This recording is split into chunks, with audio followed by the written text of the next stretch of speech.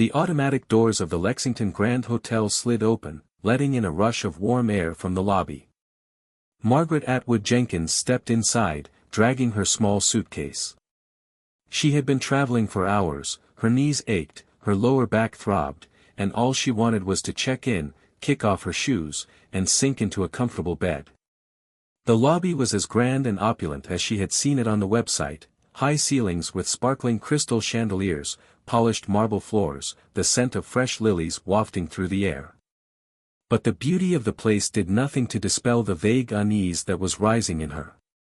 It wasn't a hotel, it was the way all eyes rested on her as she walked through. Margaret was used to that. A lifetime as the only woman of color in certain spaces had taught her to recognize subtle shifts in body language, slight hesitations, forced smiles, forced politeness. She ignored the stares and walked to the front desk, placing the reservation confirmation number on the table. "Good evening, I have a reservation under the name of Margaret Atwood Jenkins," she said with a tired smile. The young receptionist had barely studied the screen when a sharp voice rang out, "That won't be necessary, Jasmine." Margaret turned to see a tall, blonde, middle-aged woman with a face as cold as stone standing a few feet away. The woman's eyes swept over Margaret, appraising and indifferent. "I'm sorry, ma'am," the woman said, not bothering to hide her impatience. "We're fully booked." Margaret frowned. "That's impossible. I booked a few weeks ago and paid in advance." "I'm afraid there's been some mistake," the woman replied, a yellow badge across her chest reading, "Deborah Lancaster, Hotel Manager." She sighed, as if deciding that the conversation was not worth her time. "We don't have a room for you." Margaret didn't budge. Decades of teaching, dealing with conflicts between students and parents, had taught her to recognize when someone was lying. "You don't seem to understand," she said, her voice calm but firm. "I have a reservation, and I will take it." Deborah raised her eyebrows, then gestured to the security guard. "I think you should leave." Before Margaret could react, the hotel door opened again. A man entered, tall, commanding, and with a single glance, the entire lobby fell silent. "Margaret?" He stepped forward quickly, his voice worried. "What are they doing?" "They seem to think I'm someone they can ignore," Margaret said, unable to hide her bitterness. The man turned to Deborah. "I am Charles Eddington, chairman of the investment group of this hotel. And I want to know why our VIP guests are being treated like this." Deborah's face paled. The people in the lobby began to whisper. Margaret stood there, calm, knowing that from this moment on, they would remember her name. Margaret entered the hotel lobby, outwardly calm but internally ready for any inconvenience.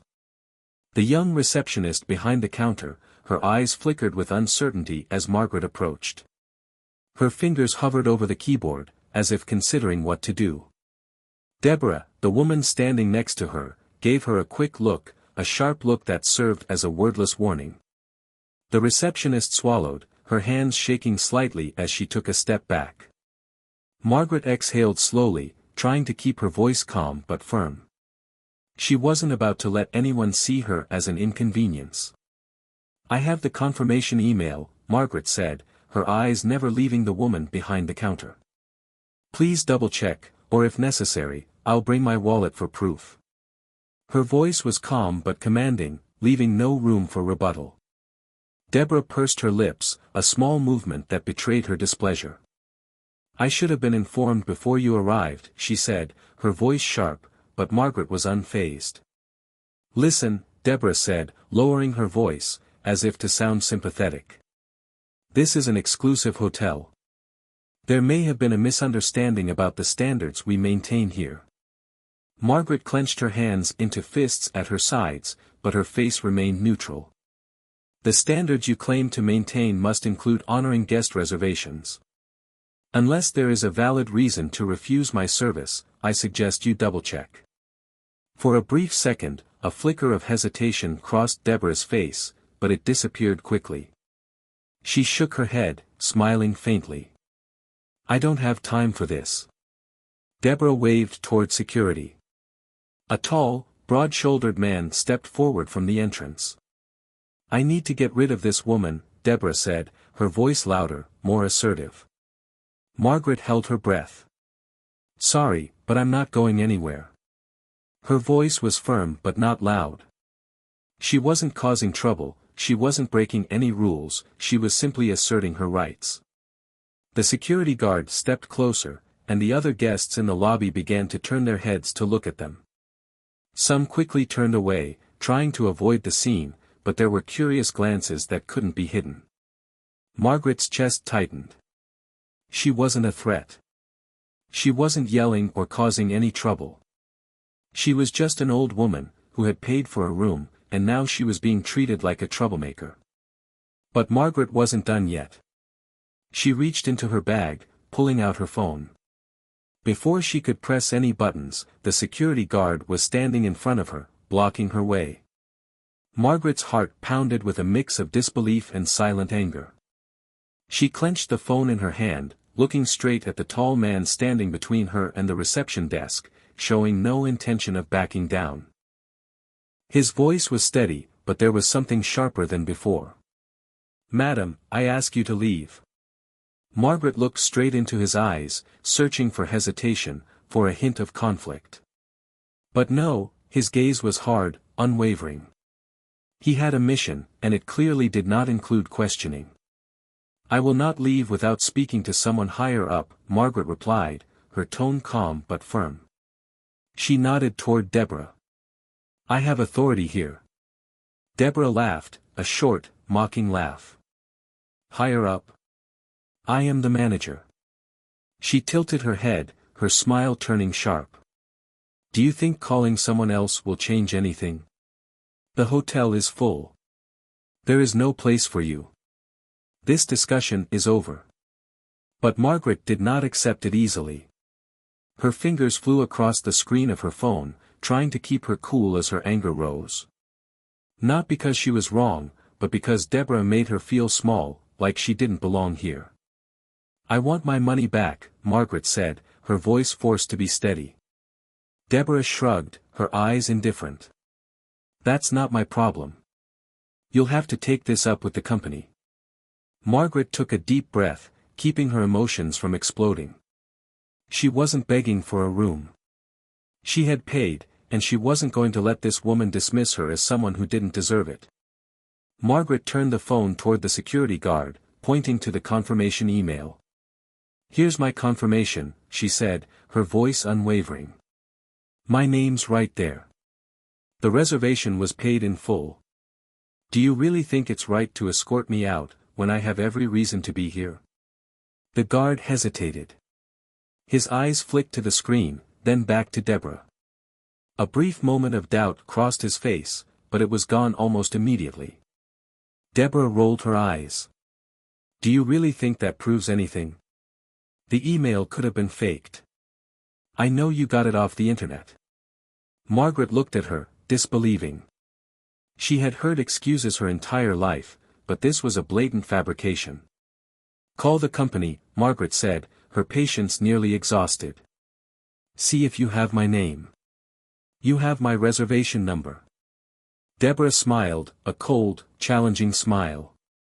"I don't need to do anything." Margaret felt the weight of every eye in the lobby on her, her heart pounding as she heard whispers echoing from the plush couches a few feet away. A younger woman near the elevator had her phone out, her gaze intent as if recording the proceedings. Taking a deep breath, Margaret squared her shoulders. She would not shrink back. Not for anyone. "If you refuse to check my reservation and refuse to refund," she said, her tone calm but sharp, "then you are stealing from me." Deborah chuckled dryly, shaking her head. "Please, do you think making accusations will change anything?" Margaret looked her straight in the eye. "I thought it would change when I first brought this up with my attorney." Deborah's smile faded, but before she could react, another voice cut through the tension. "What's the problem?"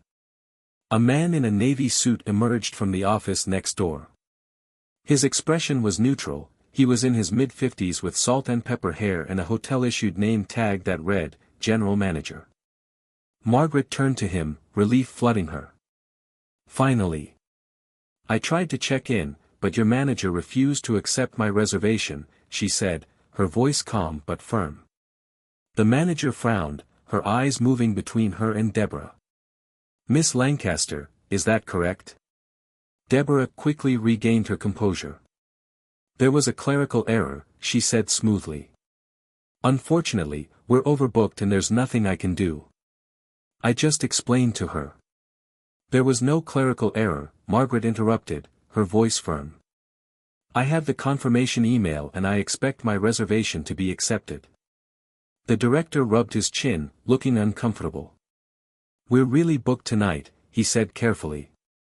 But let me check the system myself. Deborah's jaw tightened, her face showing her irritation. As the director turned to walk back to his desk, Deborah quickly reached out to stop him. Her hand brushed the director's arm, a small, almost imperceptible movement. But Margaret didn't miss it. And neither did the director. His eyes flickered down to where Deborah's fingers were, and in that moment, the atmosphere in the hall became even heavier. He slowly raised his eyes to Miss Lancaster's face, his voice sharp and authoritative, but also tinged with a hint of restraint. For a moment, he stepped aside silently, his eyes never leaving hers. Something flashed in Deborah's eyes, a brief confusion, hesitation, and anger, but she quickly covered it up.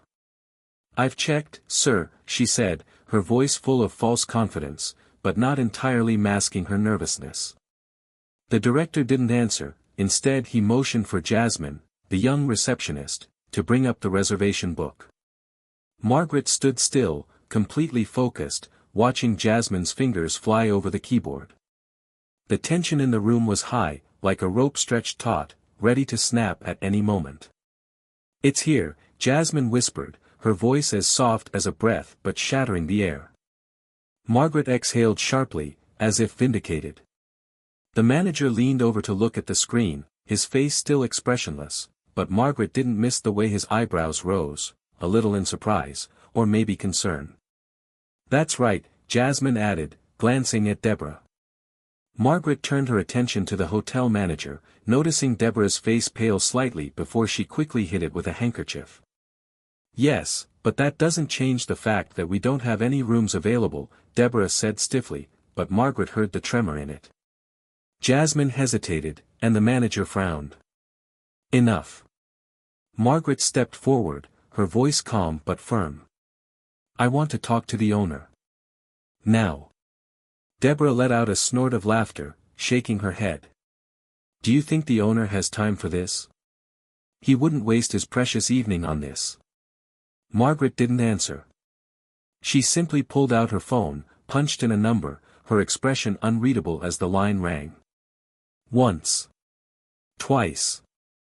On the third try, a voice spoke, and Margaret recognized it as her son's. Something inside her softened, but only for a moment. She wasn't done yet. Christopher, she said, her voice calm but firm. I'm at the Lexington Grand. They refuse to honor my reservation. A pause. Then the voice on the other end sharpened, not to Margaret, but to the situation. Margaret didn't take her eyes off Deborah. She knew the real storm was just beginning. I'll be there in 10 minutes, Christopher said. Margaret put the phone down and stuffed it back into her purse. She didn't say another word, she didn't need to. But Deborah was oblivious to what was about to happen. She rolled her eyes, looking cute in her frustration, then muttered, crossing her arms. Calling your son like he's going to fix this, Deborah sneered. Margaret just tilted her head, watching her intently, her gaze calm but deep, as if weighing Deborah's every word. Finally, she said softly, you don't know what you're doing. Deborah snorted, sneering. Oh, trust me, I know exactly what I'm doing. Margaret just smiled, a soft, knowing smile. There was nothing more they could do. Neither of them noticed the pause, the quiet breath before the storm. Before Deborah could say anything else, the glass doors of the hotel opened again. The sliding sound was soft, barely noticeable in the tense atmosphere, but Margaret noticed. She didn't turn around immediately, her gaze steady on Deborah's face, waiting. The hotel manager was still smiling, completely unaware of the shift in energy that had just entered the room. Christopher Jenkins didn't enter with a storm of anger or demands for justice. He didn't need it. His mere presence changed the atmosphere. Dressed in a perfectly tailored charcoal gray suit, he moved with quiet authority. His face was calm, unreadable, but his cold gaze swept the room. No one had recognized him yet, but Margaret sensed it. The change. The almost tangible vibration spread. Jasmine, the receptionist, widened her eyes as she glanced up from her computer screen. The guard standing next to her stiffened, his shoulders tensing slightly. Even the CEO, the man who had tried to appear powerful, instinctively straightened up, as if sensing that someone important had just entered. But Deborah? She still had no clue. Instead, she continued to ramble on, shaking her head without even looking at the door. "I really don't know why you're still here," Deborah said, her voice dripping with sarcasm. "You think calling your son will change his mind? Honey, he's been doing this for 15 years. I know how to handle difficult guests." Christopher paused. Not a sound. Margaret finally turned around, and just like that, everything changed in one breath. The room changed again, now with a cold elegance, the soft ceiling lights reflecting off the polished marble. Footsteps echoed in the distance, but none of them paid any attention. The air was almost still, just breathing in tension. Christopher's expression didn't change, his face still a perfect mask, but his eyes, they were still fixed on Deborah. Not quite anger, not even surprise, just a steady, cold observation, as if waiting for something. For the first time since the ordeal began, Margaret saw uncertainty flash across Deborah's face. For just a second, her false confidence cracked, but was quickly covered by her usual arrogance. Deborah still didn't quite understand what was going on, so she sighed dramatically and waved at Christopher without really looking at him. "Sir, I apologize for having to travel all the way here," she said, her voice laced with false politeness. "Unfortunately, your mother did not have a valid reservation, and I have explained to her that we are fully booked. If you could just tell me who you are." Christopher's voice was calm, but there was something in it, an expectation, a precision, that made the room suddenly quiet. "And who do you think I am?" he asked, his voice even but carrying an invisible weight. Deborah blinked, clearly taken aback. "I just told you I was the manager here," she said, her voice starting to sound a little impatient. Christopher let her words hang in the air for a moment, then finally spoke again. "And who do you think I am?" Deborah let out a short, uneasy laugh. "I clearly don't know," she pressed. "Her son." Christopher's expression didn't change, but there was something cold and unreadable in his eyes. "Yes," he said. "I am her son." Margaret could feel the tension spreading through the room. Somewhere near the reception desk, Jasmine's fingers were still on the keyboard. The CEO shifted his gaze slightly between Christopher and Deborah, as if trying to put the pieces of a puzzle together. But Deborah, she still didn't see it. She tilted her head, her mockery evident. "I get it," she said. "You want to protect your mother. That's great, but this is a business, not a family reunion. There's no special treatment here." Christopher's expression remained unreadable, but then he slowly pulled his wallet from his vest pocket. He opened it, took out a shiny black and gold business card, and laid it flat on the counter in front of Deborah. Margaret saw Deborah's eyes flicker casually down at first, and then everything changed. Her face stiffened, her lips parted slightly, but no sound came out. Margaret could practically see the blood drain from Deborah's face as she processed what she was reading. Christopher let her sit there for a moment, letting the weight of reality press down on her like a boulder on her chest. Finally, he spoke again. "My name is Christopher Jenkins," he said, his voice calm. Christopher stood still, his gaze cold and unwavering, like a rock in a storm. "I own this hotel, he said, his voice low and steady. The smile on Deborah's face vanished instantly. Silence filled the room, heavy and oppressive. Margaret watched Deborah's entire demeanor change. In an instant, the smugness and confidence melted away, as if the ground beneath her feet had been pulled away. She opened her mouth, but her voice trembled, betraying her uncertainty. Christopher tilted his head, waiting. He did not rush, did not help. His eyes quietly studied the guard standing next to Margaret. The man, who had been standing firm just a few minutes before, now took a small step back, avoiding everyone's gaze. Jasmine swallowed, her fingers tapping the edge of the keyboard, nervous. Even the CEO, who had always maintained a neutral stance, shifted unconsciously, looking uncomfortable. But Deborah remained still, frozen in place. Her fingers trembled slightly, as if grasping at an invisible lifeline. I didn't realize, she finally spoke, but her voice was fragile, unsteady. Christopher didn't reply, letting the silence drag on. It was the silence that forced Deborah to continue. "We just followed protocol," she said quickly, her voice faltering. "We have strict policies about overbooking and guest conflicts." Christopher raised his hand. Deborah fell silent. A dangerous glint flashed in his eyes. "Did you follow protocol?" His voice was cold, each word sharp. Deborah hesitated. Christopher tapped a finger on the counter. "Because, from what I can see, protocol has nothing to do with this." Deborah swallowed, her throat shaking. I think she was a walker," she stammered. "But she lied, we had a problem with." "Don't." Christopher cut in, his voice like a knife. Margaret recognized that tone, not in boardrooms, not in hotel meetings, but in places where power shifts in the blink of an eye, courtrooms, classrooms. Christopher leaned forward, placing both hands on the counter. "You have my mother's name," he said, his voice quiet but authoritative. "You put her in the system. You have proof she paid. And yet you told her she didn't belong here." Each word he uttered was a sentence, not loudly, but the weight of it made everyone in the room hold their breath. Deborah's lips pressed into a thin line, all pink gone. Christopher breathed heavily through his nose, his eyes flashing with frustration and anger. He shook his head, his voice low and strained.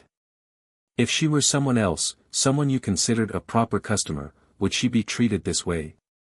Deborah's face twitched, her breathing quickened. Margaret could see her mind racing, trying to find a way out of this suffocating situation. "Sir, I would never do that." Christopher interrupted, his voice still soft but carrying the weight of a verdict. "But you did."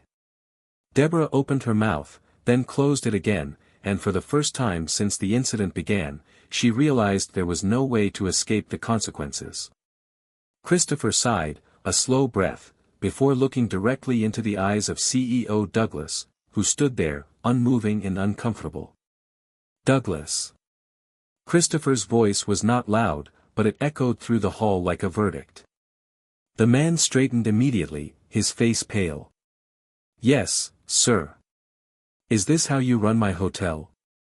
Douglas swallowed. "No, sir." Christopher's eyes returned to Deborah, pinning her in place. "You're done." The words were simple but indisputable. Deborah flinched, her breath catching. She raised her hand to her name tag, her eyes pleading. "Mr. Jenkins, please listen to me. I've worked here for many years." "And in all those years," Christopher interrupted, his voice smooth but cold, "how many other guests have been treated like this?" Deborah's silence was the only answer he needed. But before she could protest further, security approached, and this time it wasn't toward Margaret. The guard, who had been about to throw Margaret out a moment ago, now stood firm behind Deborah. The change was undeniable. Deborah was the one being escorted out now. Her face flushed, then paled, then flushed again. Her hands clenched into fists, but her whispering voice had lost all fire. "This is ridiculous." Margaret watched Deborah's every little movement, every twitch of her fingers, every attempt to cling to the power that had slipped away. She had seen many like Deborah in her lifetime, and she knew, this was the moment when it was all over. Christopher stood still, his gaze steady but his hands clenched as if trying to hold on to the last shred of control. The room was tense, all eyes on Deborah, who stood across from him, pale but trying to look tough. "I'll talk to HR," Christopher said, his voice low and firm. Deborah opened her mouth, trying to grasp at anything, any shred of authority or dignity left. "This is completely wrong." "No," Christopher interrupted, his voice sharp and unflinching. "What's wrong is a manager disrespecting customers who trust us and pay for our services. What's wrong is firing a 76-year-old woman who contributed to this revenue without a proper explanation. And what's most wrong is you standing here, lying, believing there will be no consequences." Deborah's lips pressed together, her chest rising and falling rapidly with anger and confusion. For the first time, she felt her world shake. With nothing more to say, she turned, yanking the name tag from her coat and placing it on the table with a resolute thump. The guard stepped forward silently, motioning for her to leave. Margaret held her gaze, unblinking, as Deborah passed. But Deborah didn't look back, she couldn't. And then she disappeared through the door, leaving a heavy silence in the room. Finally, Jasmine exhaled, her hands still trembling on the keyboard. CEO Douglas shifted in his chair, his eyes scanning Christopher and Margaret anxiously. "Mr. Jenkins," Douglas said, his voice cautious. Christopher turned to look at him, but the sharpness had softened, leaving only weariness. He sighed, shaking his head slightly. "We'll talk later."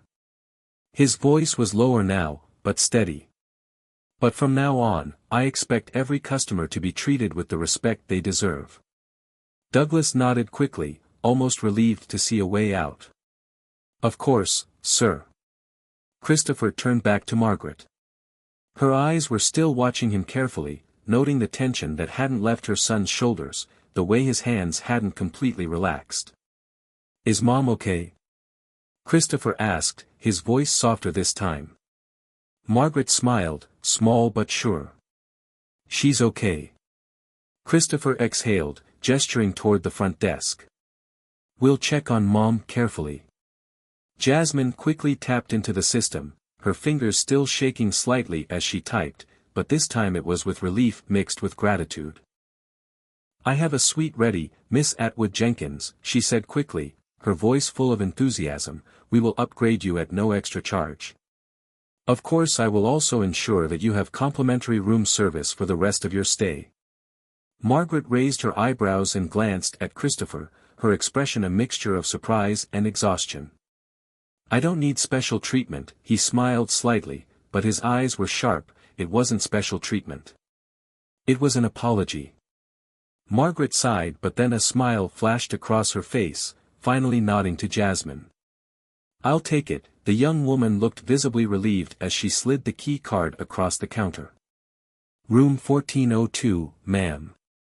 I'm truly sorry about what happened." Margaret took the key, the coldness of the small piece of plastic spreading to her fingertips, but not stopping at the apology. The real problem was solved when Christopher led her to the elevator. She glanced at him from the side, her voice soft but full of meaning. "He really didn't need to come all the way here." He raised his eyebrows, mockingly. "You know I did." She chuckled softly, the sound a sweet note in the silence. After a beat, she said softly, "I'm proud of you, you know." Christopher glanced at her, something softer passing over his face, something Margaret rarely saw. "I know." The elevator doors opened, and as they stepped in, Margaret knew one thing for sure. She was exactly where she needed to be. As the elevator doors closed, Margaret leaned against the cool metal railing, letting the weight of the evening settle. The fatigue from her travels, the tension of the confrontation, it was all there, lingering in the background. But now, there was something else. Something stronger, a relief, a kind of quiet justice. Christopher stood beside her, his hands in his pockets, his eyes following the numbers on the floor that lit up one by one. Margaret exhaled slowly. "I almost left, you know," she said, her voice low enough to be a whisper. Christopher turned to her, raising his eyebrows slightly. "I didn't want to make a scene," she admitted. "I didn't want to be that person." At that, Christopher's jaw tightened slightly, not with anger at her, but at what she had been through. "You never had to prove you belonged here," he said, his voice low and firm. Margaret looked up at him, and for the first time that evening, she felt completely understood. He looked at her, his gaze steady, his voice low and unwavering. "This is no place for someone like her." Margaret looked at him for a long moment, her eyes reflecting deep thoughts. A lot of her battles were now inside him, but he had learned to use them differently, in boardrooms, in negotiations, in moments like this. She smiled slightly, but the smile was sure. "You handled it well, Christopher." Christopher smiled slightly, shaking his head. "I almost didn't." She raised her eyebrows, her eyes questioning. He chuckled, his voice warm and teasing. "I was about 5 seconds away from kicking her out." Margaret chuckled. Now that would be a sight to see. The elevator chimed and the doors opened to the 14th floor. Christopher gestured for her to step out first, and they walked in comfortable silence toward her room. Jasmine hadn't been exaggerating, the room was gorgeous, with plush bedding, a view of the city glistening through the large windows, and soft golden light that made everything feel warm and welcoming. Margaret let out a sigh of relief as she set down her bag. "Finally here," she muttered. Christopher lingered at the door, watching her settle in. "Are you sure you're okay?" he asked, his voice quieter. Margaret looked him straight in the eye, her expression unreadable for a moment, then she smiled. "I've been through worse." Christopher sighed, shaking his head. "I know." A long silence stretched between them, then Margaret continued. "This isn't just about me, you know." Christopher tilted his head, his gaze sharpening. "What do you mean?" She gestured toward the door, as if to the world outside this room. "How many others has she turned away? How many have just walked out without a word?" Christopher's expression hardened slightly, but not in a way that surprised her. "I will find out," he said simply, his voice thick with determination. "And she will not be the last to be held accountable." Margaret studied him for a moment, then nodded in agreement. Christopher glanced at his watch. "I should let you rest. I'll check in tomorrow." Margaret smiled mischievously. "Are you going to leave without telling me about your latest project?" Christopher chuckled. "I'll save that for breakfast." She shook her head, the smile never leaving her lips.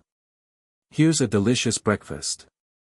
He gave her one last look before walking out the door, but before he left, he turned back, his eyes soft. "I'm glad you didn't run away." Margaret smiled, a warm, deep smile. "How could I?" The door closed behind him, leaving the room with the warmth of their conversation. Margaret was left alone in the quiet luxury of the room she deserved.